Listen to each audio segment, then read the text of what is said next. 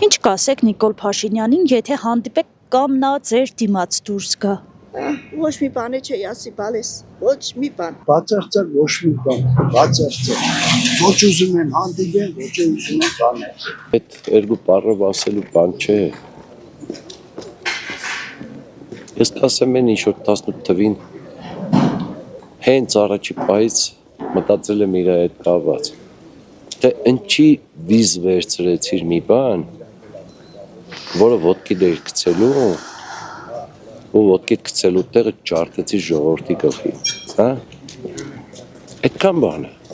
Ամբողջ զրույցը կծավալվի մենակ այդ ուղղությամբ։ Նույն կոնտեքստի մեջ կհիշացնեի, որ ինչպես այն ժամանակ եմ ասել,